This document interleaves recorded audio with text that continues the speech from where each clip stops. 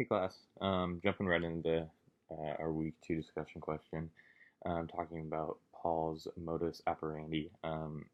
It was interesting reading about this topic because it kind of cleared some stuff up with me about Paul and women, but we'll get into that a little later. But reading this, it was cool.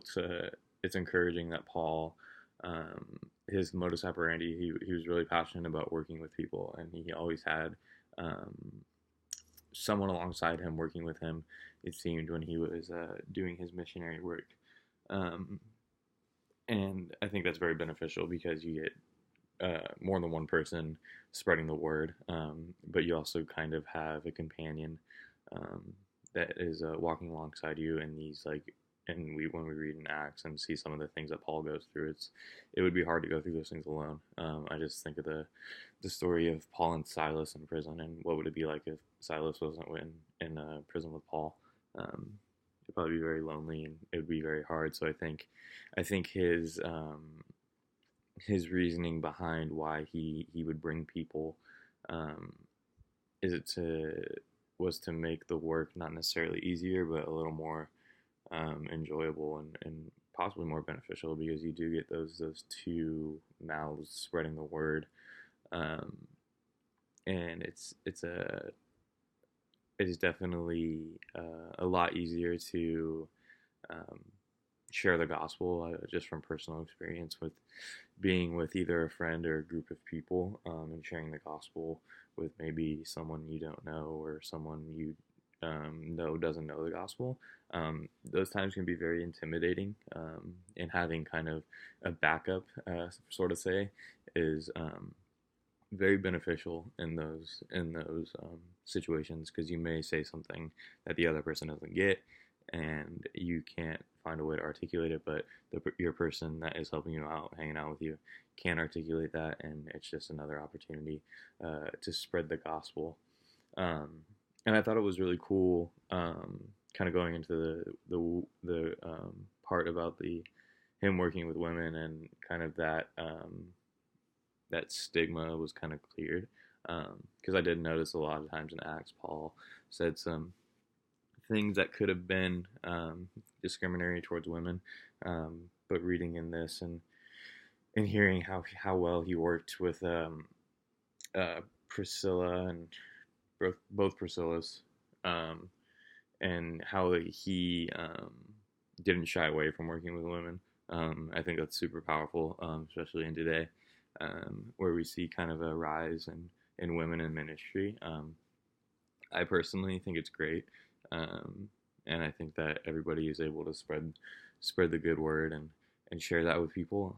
So I think it's cool that we see this even in Acts, and we see it with the best missionary, arguably the best missionary we have ever seen in Paul, just using the people that God has put around him to ultimately spread His word, um, and spread it effectively.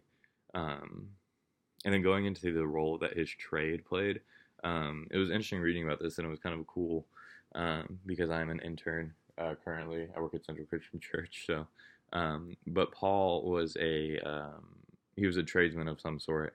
Some people say he was a stone worker. It's kind of unclear, um, but he was a tradesman, so that means he was making money, um, and he wasn't making money from the church, um, and he was able to basically do his missionary work for free, which back then was kind of unheard of.